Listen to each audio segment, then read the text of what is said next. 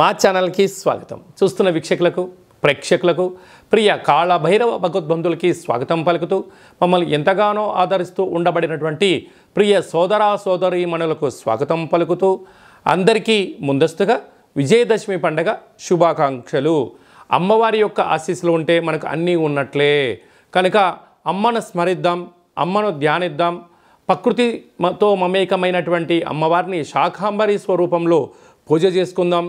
జీవనాన్ని అద్భుతమైన ఆనందకరమైన జీవితానికి స్వాగతం పలుకుదాం.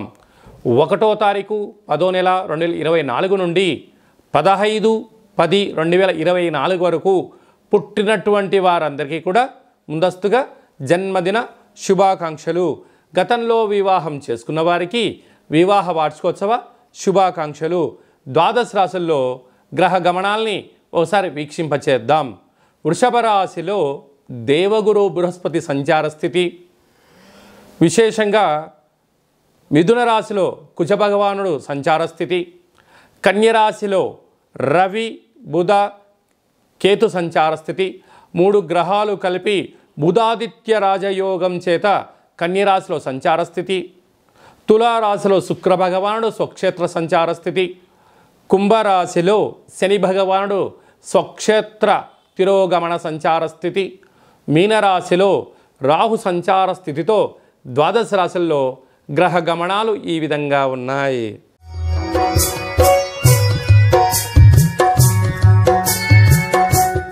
మిథున రాశి వారు మహాలయాల అమావాస్య సందర్భంగా ఎలాంటి విధులను పాటించాలో ఈ వీడియోలో సవివరంగా సంపూర్ణంగా తెలుసుకుందాం.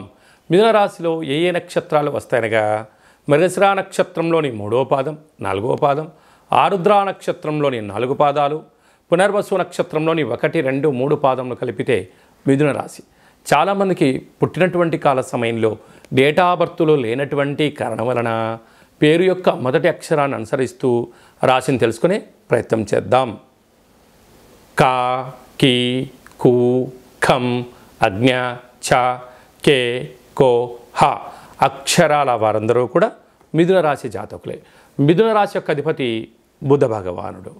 మిథున రాశి వారికి ఈ మహాలయాల అమావాస్య రోజున అందులో బుధవారం రావడం, అక్కడ ఉత్తరా నక్షత్రం హస్తా నక్షత్రం రోజు అమావాస్య రావడం వలన గతించినటువంటి పెద్దవారందరికీ వారి పేరు స్మరించుకొని యథాశక్తిగా నవధాన్యాలతో కూడినటువంటి పదార్థాలను ఏర్పాటు చేయడము, అంటే మనం ఏదైతే పితృదేవతలకు ఇష్టమైనటువంటి ఆహారాన్ని ఏర్పాటు చేసుకొని ఆకుపచ్చ రంగు కలిగినటువంటి వస్త్రాలను బ్రాహ్మణులకు దానం ఇవ్వడం కానీ, లేకపోతే కాకులకు అలాంటి పదార్థాలను వండి పెట్టడం వలన సకల దోషాలు తొలగిపోతాయని చెప్పి గమనించాలి.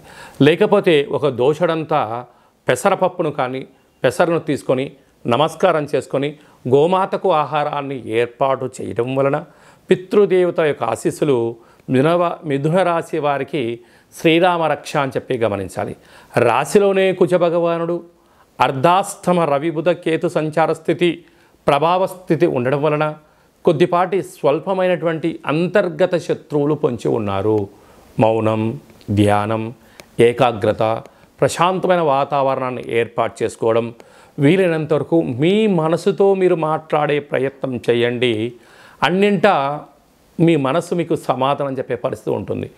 మీరు మీ మనసు మాట కాకుండా పక్కవారు అనేక మంది వారి యొక్క అవసరాల కోసం మీ బ్రెయిన్ని మీ మనస్సును మీకు టైం ఇవ్వకుండా వాళ్ళు వాడుకునే ప్రయత్నం చేస్తున్నారు. కనుక ఇలాంటి కాల సమయంలో ఏకాగ్రత, ఏకాంతంగా ఉండడం, ప్రశాంతంగా ఉండడం, మౌనం, ధ్యానం, ఆసనం వేయడం వలన మీ మనస్సు ప్రశాంతత కలిగి మీరు అనుకుంటున్న అన్ని పనులలో విజయం ఎక్కడ ఉంటుంది, విజయానికి ఎందుకు ఇబ్బందులు కలుగుతున్నాయి, వాటిని ఎలా అధిగమించాలో మీ బ్రెయిన్ మీ మనస్సు మీకు తెలియజేస్తుంది. అదే మీ విజయానికి తొలిమెట్టు అని చెప్పి గమనించాలి. అదే కాకుండా భాగ్యస్థానంలో శని భగవానుడు సంచారం చేయడం వలన ప్రేమికుల మధ్య సయోధ్య, భార్యాభర్తల మధ్య అన్యోన్యత, నూతన కార్యక్రమాలు ప్రారంభించడంలో విజయం మిథున రాశి వారి సొంతం కాబోతుంది. రాజ్యస్థానంలో రాహు సంచారం చేయడం వలన కష్టపడి పనిచేయడం మిథున రాశి వారి సొంతం కనుక ప్రమోషన్స్, ట్రాన్స్ఫర్సు, నూతనమైన పెట్టుబడులు, వ్యాపార ఆకర్షణలో విజయం మీ సొంతమవుతుంది. వ్యయంలో దేవగురు బృహస్పతి సంచారం చేయడం వల్ల కొద్దిపాటి ఖర్చులు అధికమయ్యే పరిస్థితి ఉంటుంది. ఖర్చులను నివారించండి. ఆధ్యాత్మికంగా ఉండగలిగితే మంచి స్థితి.